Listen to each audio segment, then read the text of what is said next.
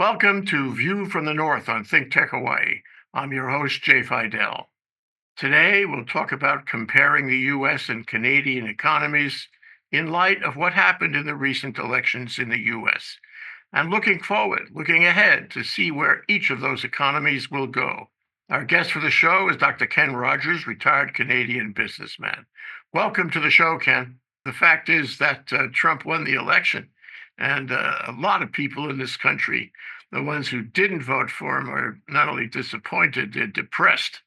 And they are not of a mind to take any further action. Just wait to see what he does. The other people who voted for him, perhaps without remembering all the things he has done and not done over his term and over his long-running campaign, they seem to forget what he did and what he is, and they're going to have their comeuppance when he starts working against the interest of those who voted for him. And there'll be buyer's remorse, but it's too late for that now.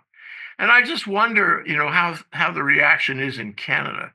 Can you tell me what people think, what you think about the election?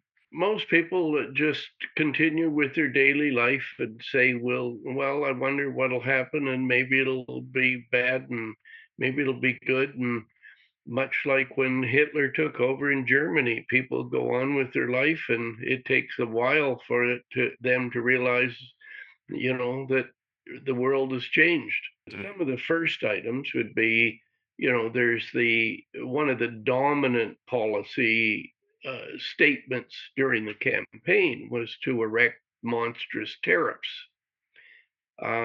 So, one of the immediate responses in Canada is well, gee, what Canadian stuff will be exempt or not exempt, or will anything?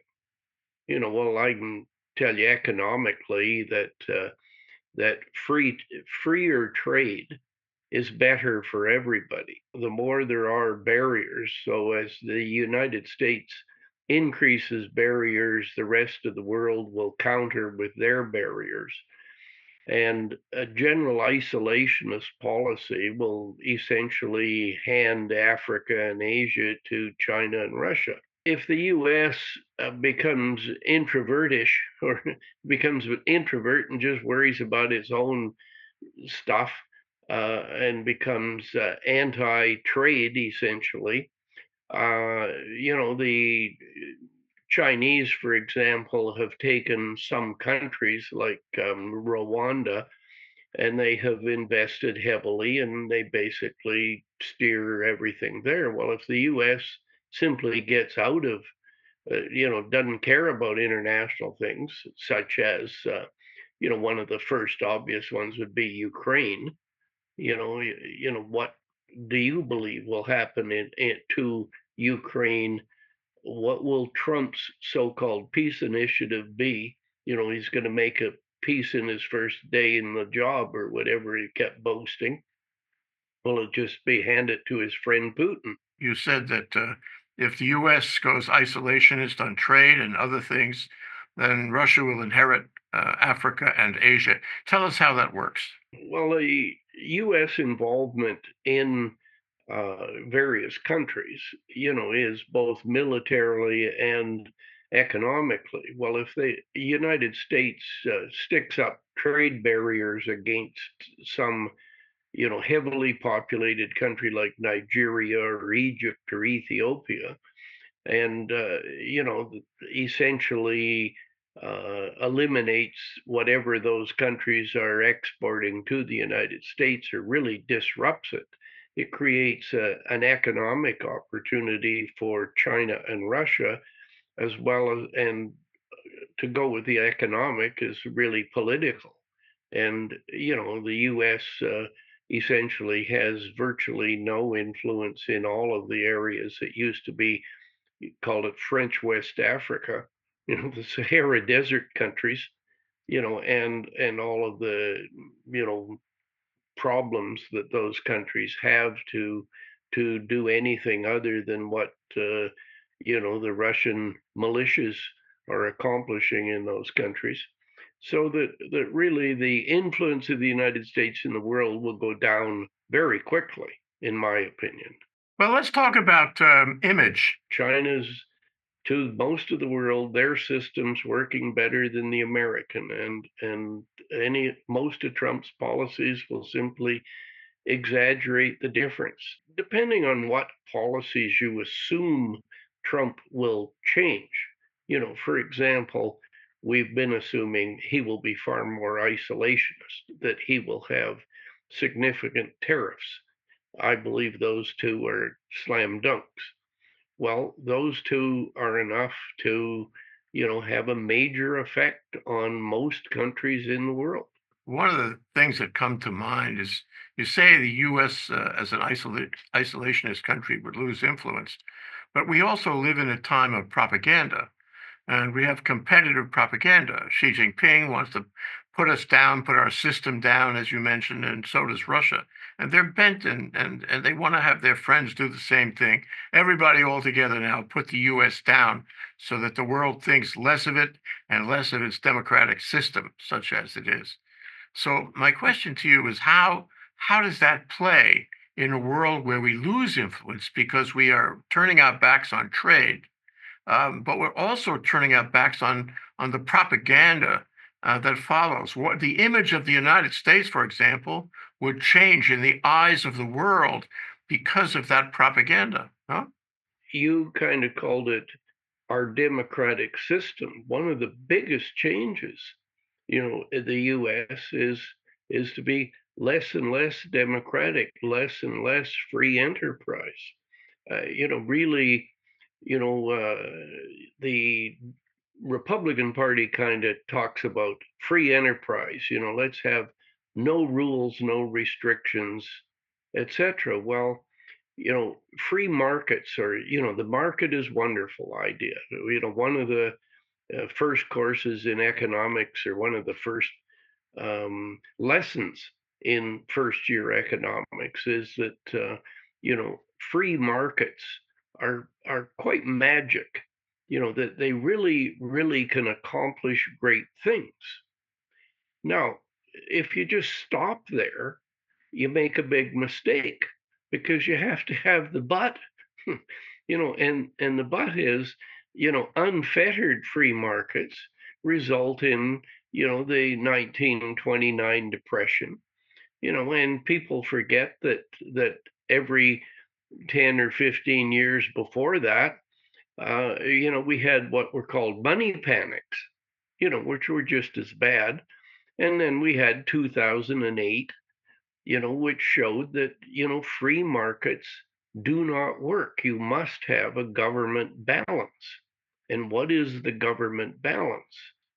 And that's what, Trump and friends are dramatically interested in disrupting, is any of the balances which make a capitalistic system work more efficiently. So if you're going to make the American example of free enterprise, or a market-based system rather than a controlled system, like the Chinese idea. Now, the Chinese have a phenomenal usage of free markets. Their competition between the companies within China is very, very aggressive, but they got this heavy hand coming from the top that, is far different than ours. Well, in ours, if you eliminate any government involvement, um, you really disrupt the potential of the economy. That is, right now, the United States, Canada, Australia, and then Europe are working at far less capacity than they can.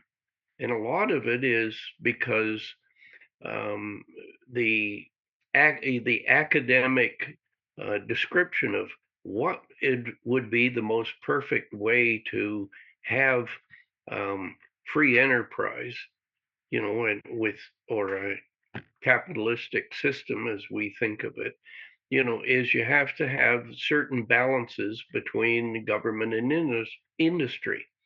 Well, one of the first problems is if you have certain people or companies with phenomenal power, they distort the market.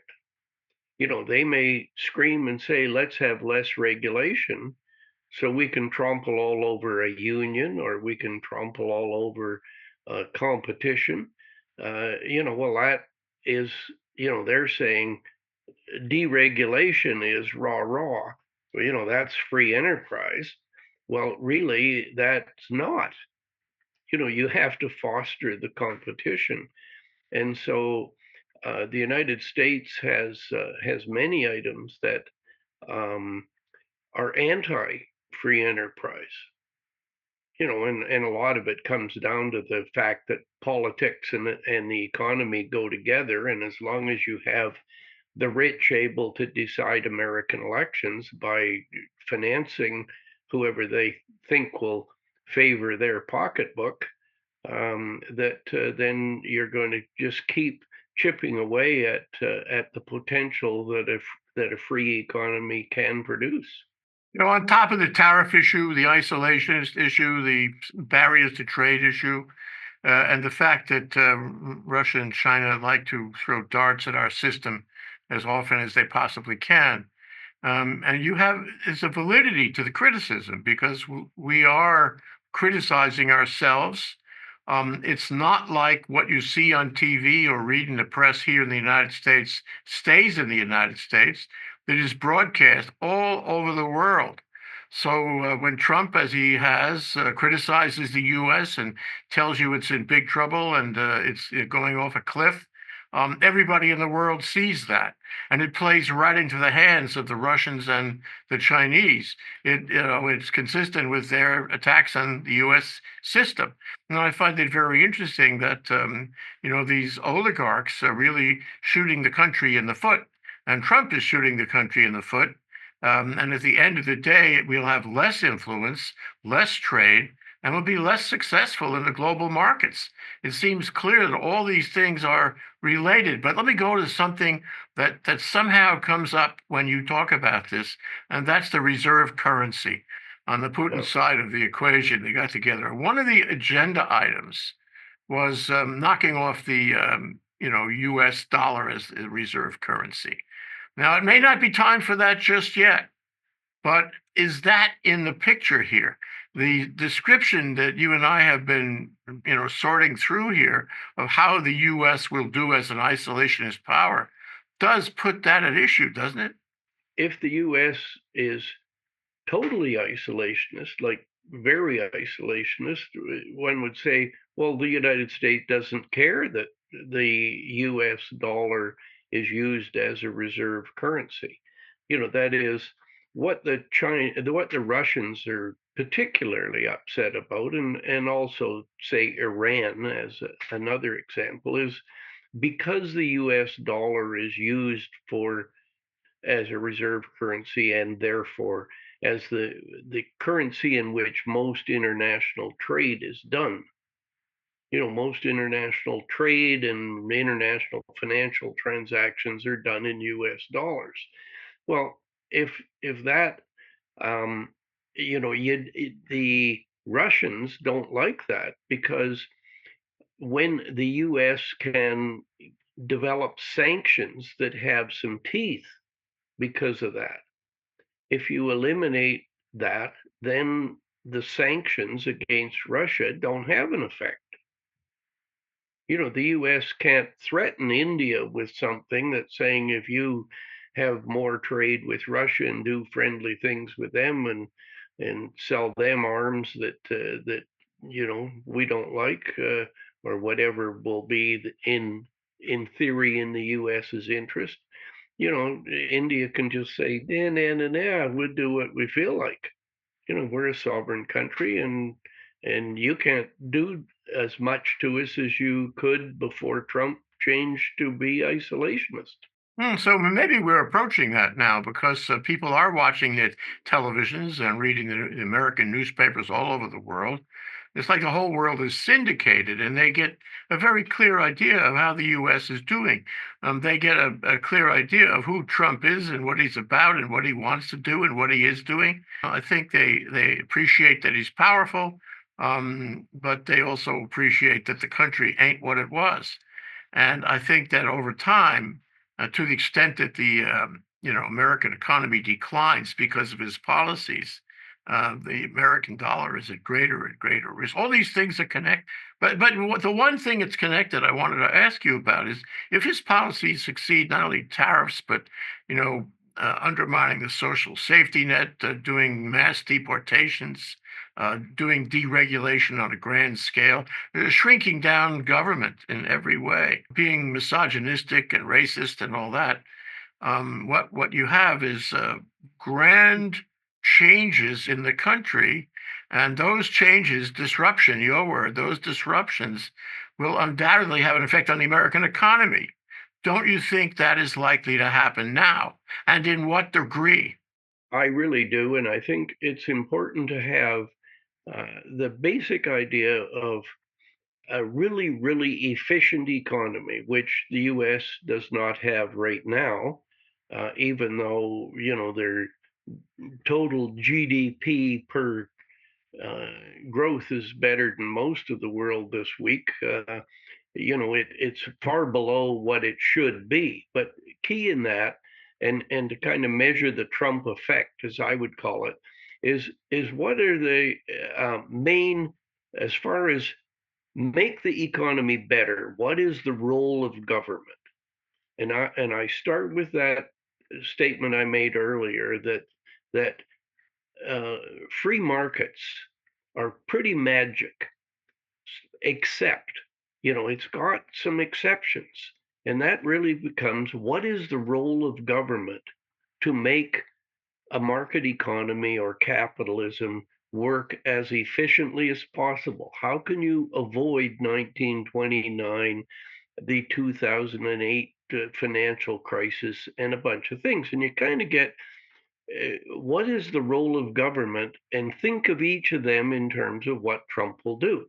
And I would say the overall thing is the role of government is to do what markets cannot do and that markets do not do.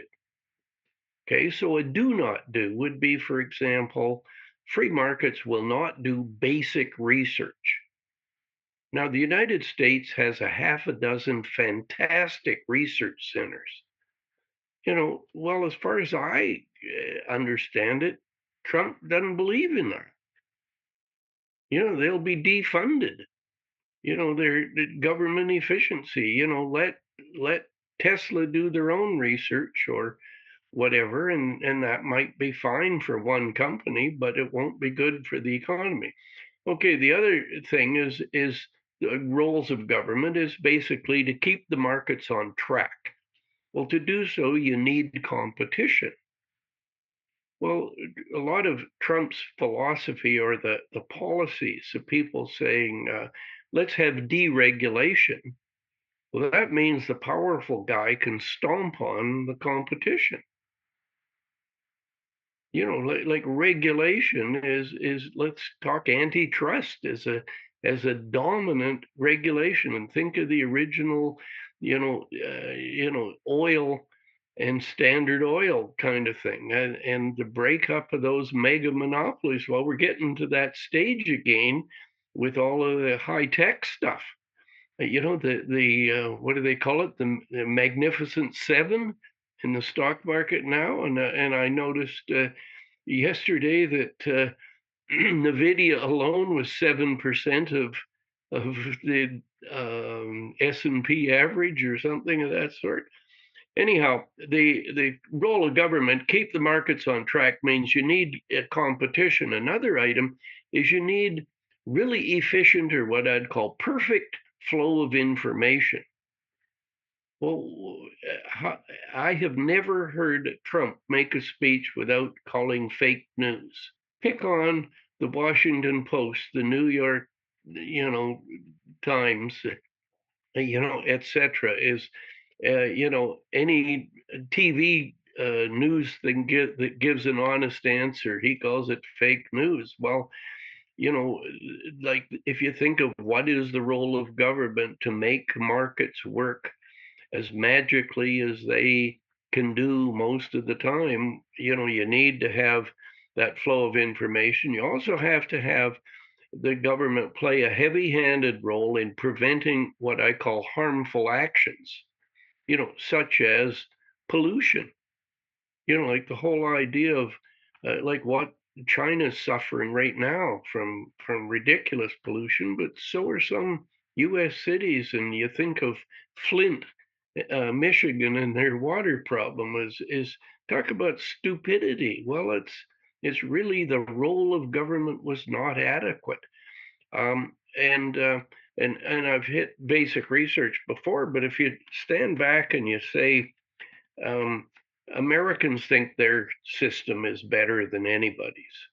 Well, how come the standard of living in Norway, Denmark, Sweden are all higher than they are in the United States? That and and a lot fairer. That is, the bottom 50% are many times better than the US. It's not just the average. The US might say, well, we have wonderful gross domestic product, or the total output of the United States, and therefore divide by the population, we look pretty good. Well, you don't look nearly as good as an awful lot of countries. You did, 15 years ago, you were top of the heap.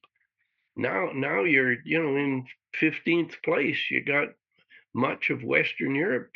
Places like the Netherlands are higher than the United States. But if you study the structure of the population, the people at the lower edge are better, which comes back to the idea of what Trump policies would make the United States move ahead of Norway or further behind. And most of them would be further behind. And it comes down to the U.S. And Trump favor policies that are good for the rich and to heck with everybody else. I was thinking that you have described in this discussion what amounts to a growing oligarchy of the Magnificent Seven, or other very rich people and organizations who are translating that wealth into power, and Trump welcomes that. He organizes that, and the government through Citizens United and other means have celebrated that. So what we have here is a growing oligarchy, to call it that, and we have a guy who wants to be a dictator, to call it that. We are moving toward a kind of American fascism. So my question to you, with regard to everything we've said here, is are we likely to be worse off or better off? Is the American economy going to take a hit because of this move toward are fascist countries more productive? Are dictators more productive? Are oligarchies more productive or less? They're worse. They're not as productive. But an interesting one. I mean, the United States has everything that I can think of that would enable the U.S. to be better. I'll take this particular book. Okay, is an American economist from New York City, a Columbia University professor, as well as phenomenal. Now, this book, he won a Nobel Prize. Show us the book. Show us the book, Ken. We can't see it. Oh, it's called. Can you see it now? Yes. Okay. And who's the professor? Who's the professor? It's Joseph Stiglitz. Stiglitz. Mhm. Stiglitz. But it is perfect for an explanation of what's going on right now. You know, I took economics, but I couldn't say it as smoothly as he has in that book as to um, and he was sort of describing a lot of the policies Trump couldn't implement last time and why they were lousy. Well, they're the same agenda, so it's very timely in terms of its use. I skimmed the book quickly to sort of prepare for this chat, and I thought, boy, there's nothing in that I could say as well as that. Does he agree with the notion that a dictatorship, an oligarchy, cannot be as productive? Does he say that if you undermine capitalism the way it's being undermined now, that your economy is likely to go down? Does he say that? Well, not in those words, but overall, I would say definitely yes. But really, an economy will be far better if you do certain things, and those that way he describes that really well in terms of it is not the unfettered ability of those with economic power to do what they want. You have those roles of government that I described earlier that are so essential to making the economy work as well as it should. I mean, his as a professional economist, his um, basic idea was how can we make things better than they are? Well, you got to start off with things aren't terrible. Things are pretty good. The United States has a fairly high level of employment, um, but Stiglitz would point out, yes, but you sure have terrible inequality, and it's getting worse every day. And, but the important and is, if you look at good economic theory, that means you're going backwards. That is inequality, like the one of the cornerstones of a most efficient economy would be really good education. Well, if one of the Republican policies is to say that let's eliminate public schools, pretty soon you're going to have a fair slug of the population with no education at all. And that's going backwards. And so, the beauty of that book and economic theory as it applies to this situation, and is so nicely worded in that book, is that things that could make the United States more efficient are exactly the opposite of what most of the things that Trump is going to do. We don't know what the effects will be because he is, sui generis. It's unknown what he will do exactly, and it's unknown what effect that will have. And for example, I don't know if Stiglitz talks about this in the book, but we have this mass deportation issue, and he has arranged to have people there in Homeland Security and the like, to deport millions of people, at a cost of billions, of many hundreds of billions of dollars. And then we lose them, assuming he succeeds in in deporting them all. We lose them from the economy. Does Stiglitz talk about that? Do you have any thoughts Well, about what that means to the American economy? it was not in the book as I recall anything of that sort. But if you simply think of take 10 or 11 million people and throw them all in an internment camp. Well, now you've got to have an awful lot of people employed, or their job is to round them up and put them there and to look after them and somehow feed them. And therefore they're not producing more steel, and they're not building new housing, and they're not this and they're not that. I mean, it would be just a bloody mess. Um, and I don't think it's even possible to find, second generation people that are still there illegally, or whatever.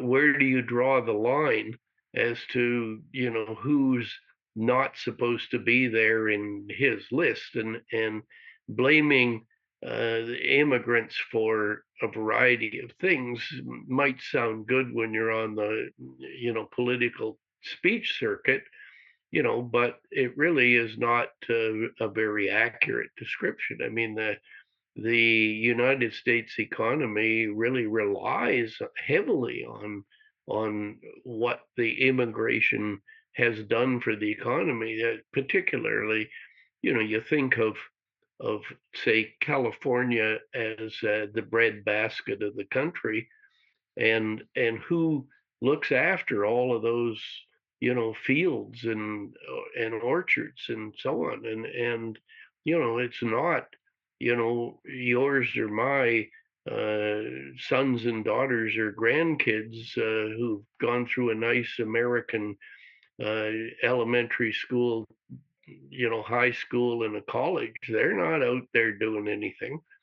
They're um, they're looking for a fancy job in Wall Street or San Francisco where they can wear a shirt and tie and ride nice clean train to work.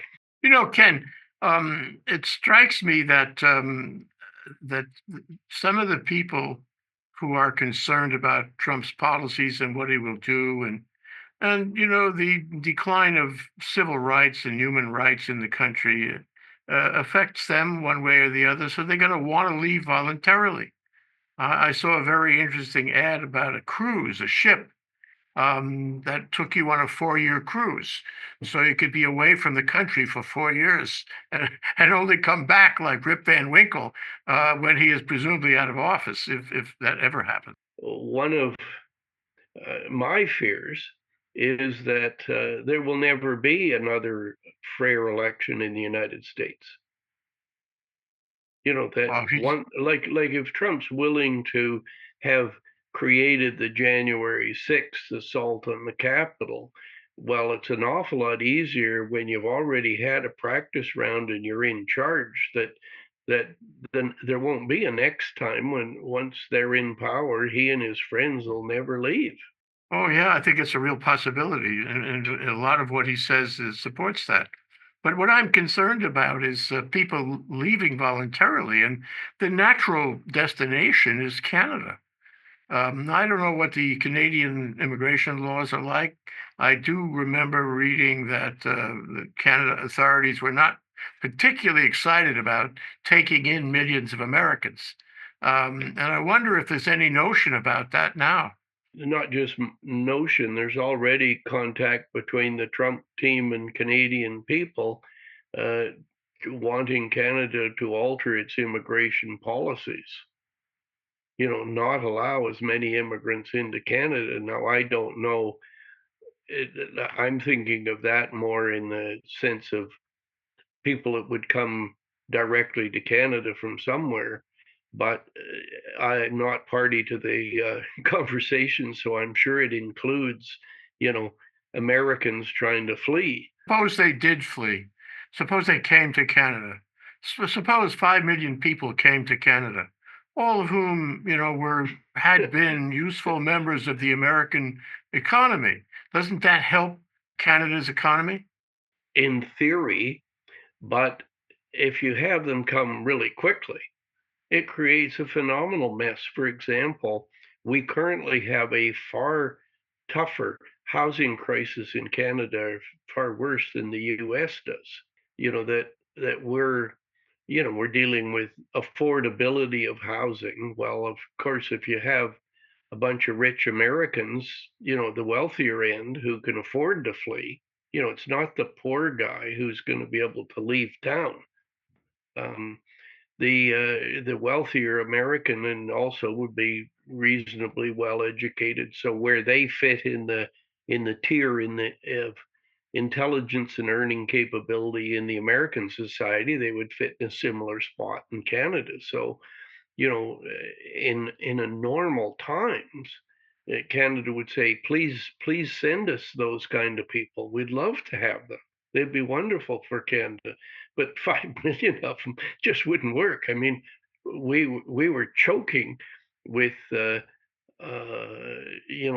about, like, we normally have about a 500,000 authorized immigrants into Canada every year.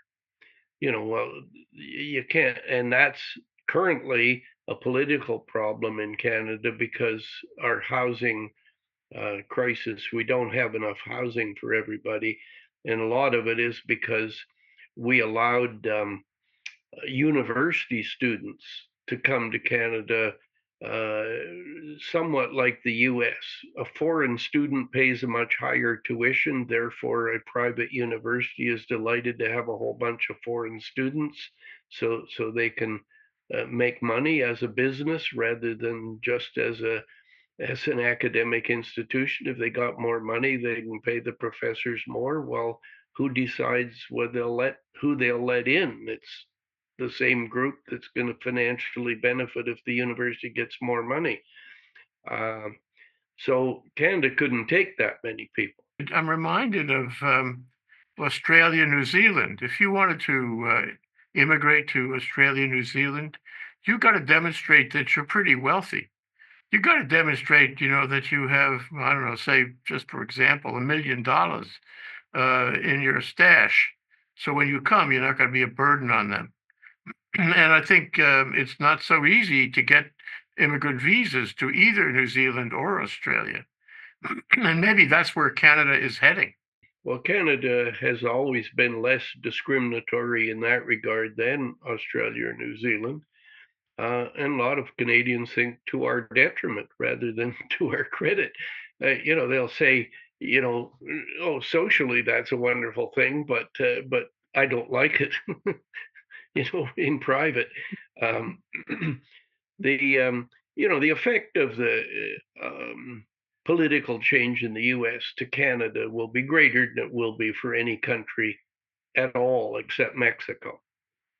And the difference there is Mexico has been more of a backdoor for Chinese manufacturing to get into the U.S. Like that's not on a huge scale, but on enough of a scale that it's front and center in Trump's, you know, overloaded mind. And and therefore, one of the immediate tariff things, would be the wall across the Rio Grande or along the Rio Grande is Mexico is on the shit list next to China because maybe even worse, so that the free trade agreement between Canada, the United States, and Mexico, it in theory exists on January 21st next year, but in practice, it probably won't. That is, it's up for renewal, well, sometime in 1926 or 2026, not 1926. But Trump will be enforcing right away, like his tariffs simply eliminate that. Well, what a Canadian would say, and certainly a Western Canadian would say, thank goodness for drill, drill, drill. That is Trump's approach to the oil and gas industry is the Canadian and US oil and gas industries are so intertwined that it would be Trump would have a lot of objection from his oil and gas friends to having any tariffs on Canadian oil and gas, for example, because you've got humongous refineries in the US. For example, the Koch brothers empire, had their refineries.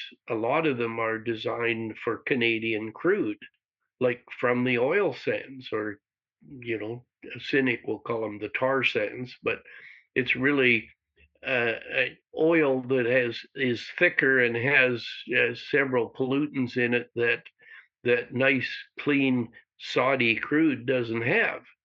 But it goes in a pipeline to one of these American refineries or Canadian refinery, but a lot of it, like maybe 4 million barrels a day, go from Canada to US refineries.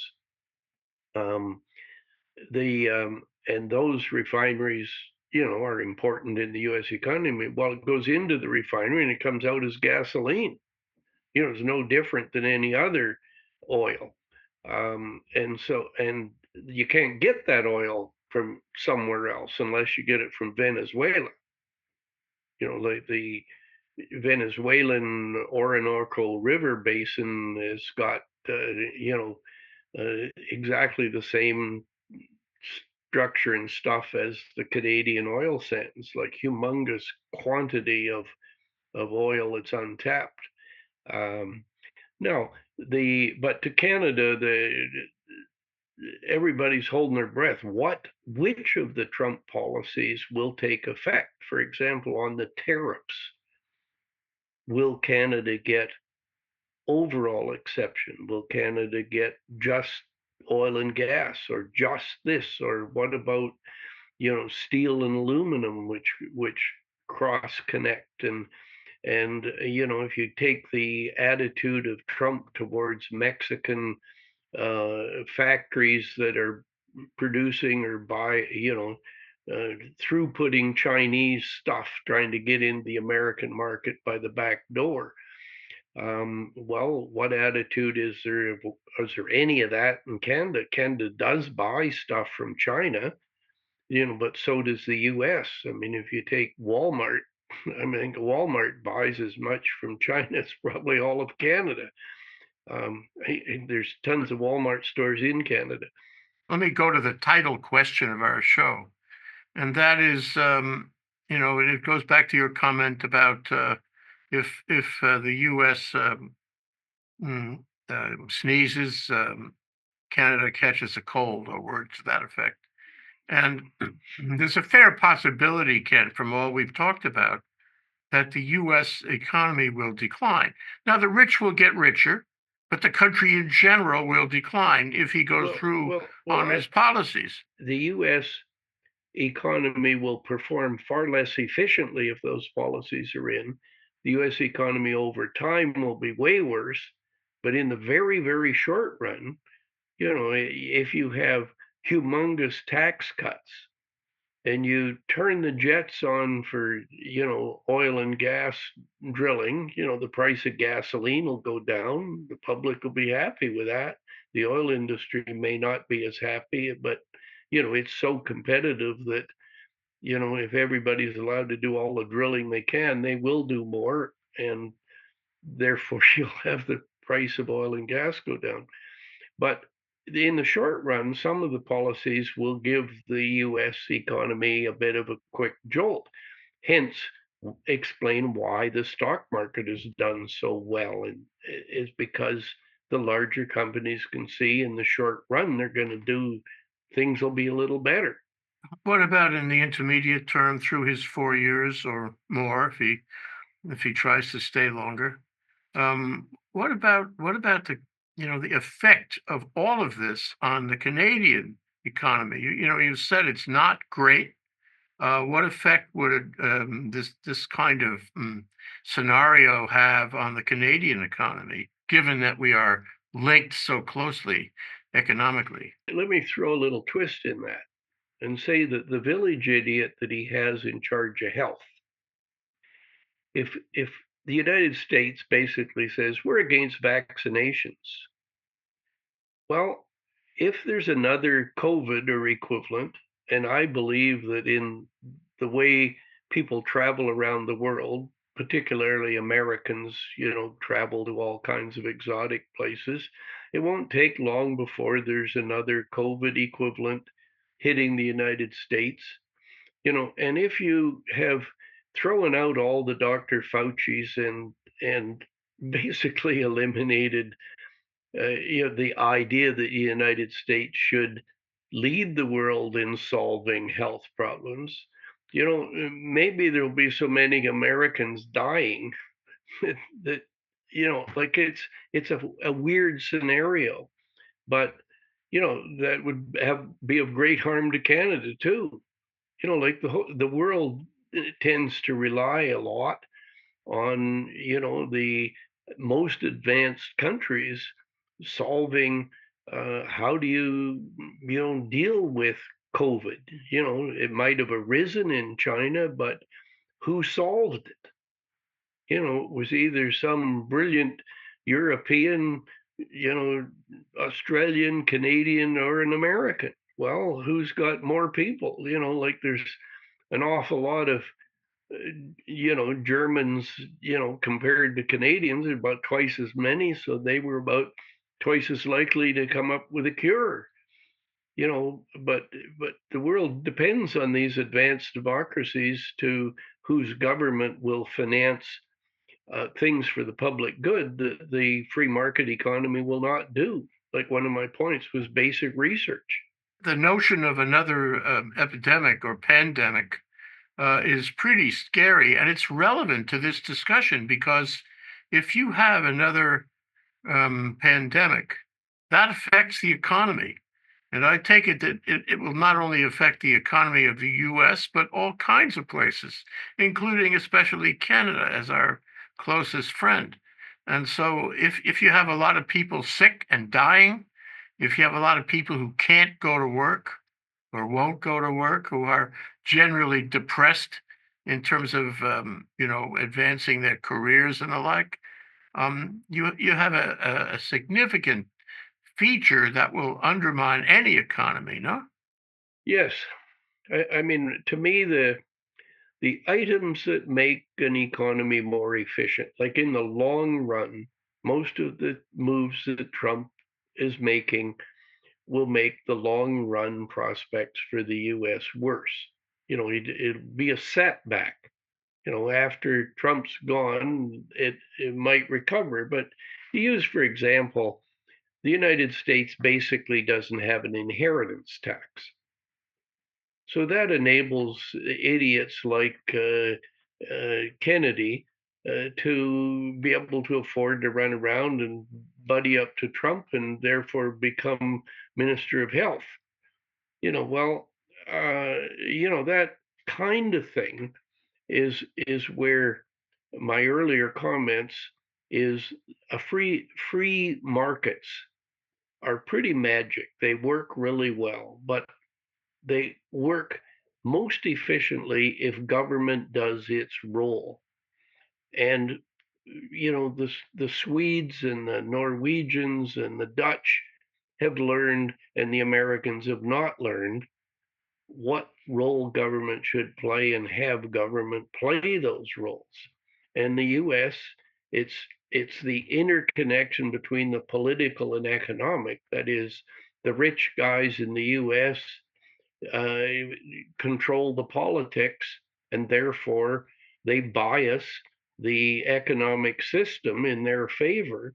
They may, scream, oh, we want more freedom approach. That is, let's eliminate regulations. Hence, you get pollution, or hence, you get an inefficient market. All of these factors really point in the same direction. And so we know we have a wild ride because we can't predict what he's going to do and the extent to which he's going to do it or the effects of his policies. There will be economic effect ultimately, I'm sure. Anyway, Ken, we're out of time. Thank you so much to our guest, Dr. Ken Rogers, a retired Canadian businessman. I'm your host, Jay Fidell, here on View from the North. Thanks to our viewers for watching. Aloha.